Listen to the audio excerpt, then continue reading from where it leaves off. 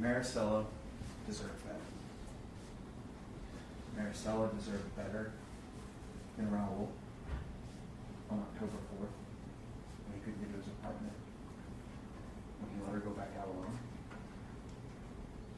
Marisela deserved better than Chuck. Marisela deserved better than any of these nonsense issues about the Dallas Police Department and things that happened after the investigation. Marisela deserves better than to be talked about, look at what she's wearing in opening statements. Marisela deserved better than to be a photograph in a Dallas County courthouse in the state of Texas versus Lisa Dykes, because Lisa Dykes lost control in October of 2020 of a man she was obsessed with, Charles Beltran, Chuck. Because she lost control, couldn't get a hold of him. He brings home a woman after she's told him no. And she straddles Marisela in the middle of the night, in her sleep, in Dallas, Texas, here in Mesquite. Lets her die. Wraps her body up in trash. And dumps her in Wilmer, Texas, right off the road, off Post Oak Road.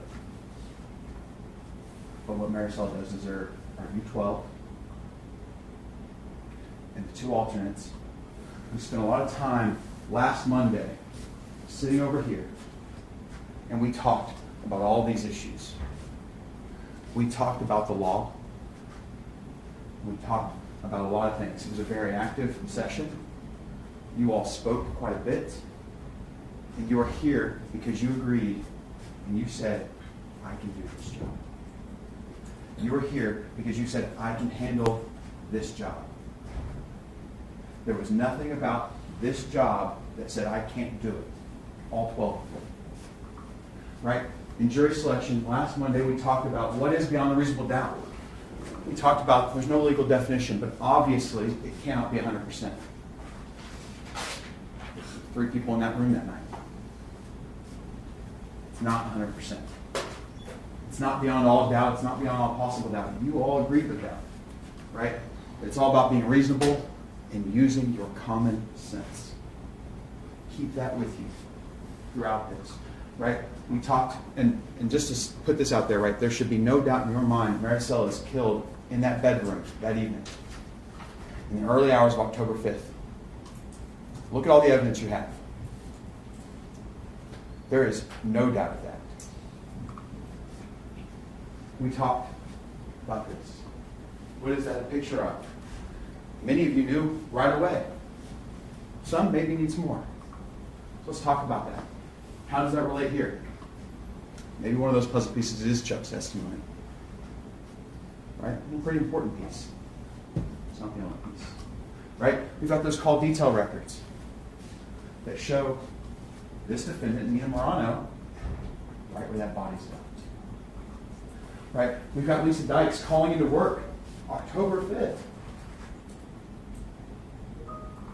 We've got the DNA results that Marisela's blood is in the carpet pad of that Kensington address. We've got that Lisa Dykes quits her job on October 16th.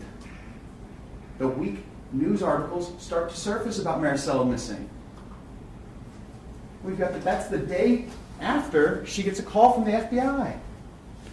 And that she lied to the FBI. We've got the whole picture, right?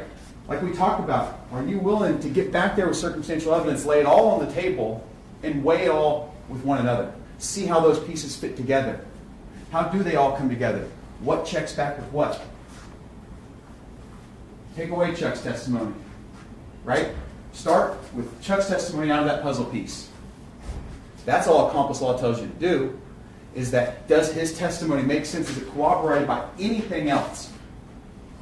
There's not any specific thing that has to be corroborated, just is his testimony corroborated about the offense that took place and her involvement? And it is.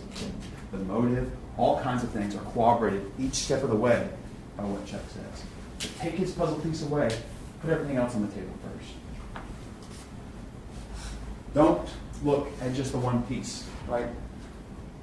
The defense has, you heard Ms. Dykes, she's got an answer for every single puzzle piece. That they're all just unlucky coincidences. Don't do that. You said you wouldn't do it, don't do it. Lay them all on the table, weigh them against each other, and weigh them individually once they're all in front of you. Then you can start to see what the actual picture is, right? We talked a lot about this, right? Is it reasonable to weigh an individual piece of evidence by itself in a vacuum? You all answered, no. Why not? That makes no sense. That's not how we're going to do our job. So don't do it that way, right? Weigh them all individually, right? We talked a lot about circumstantial evidence. That's what you have here. You do have a lot of circumstantial evidence. You have quite a bit of circumstantial evidence. A lot of strong circumstantial evidence.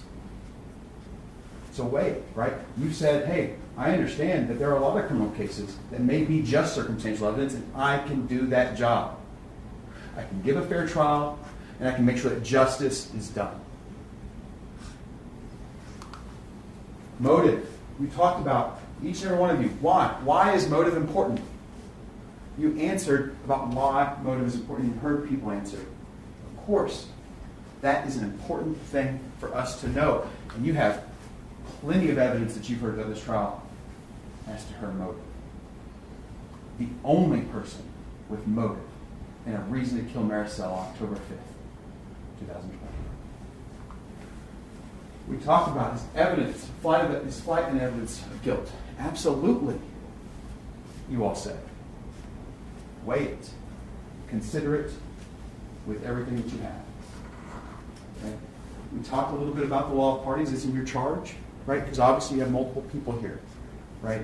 That you're criminally responsible if you do something with someone, committing that criminal offense, right? If you aid, you encourage, you solicit, right? You help in some kind of way. Everyone understood that.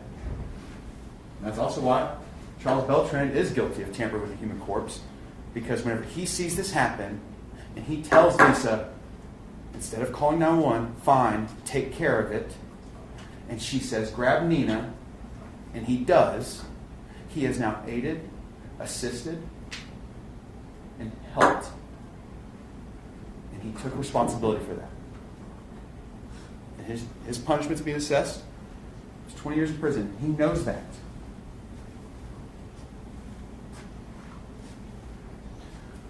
We talked a little bit here also about the witness testimony, right?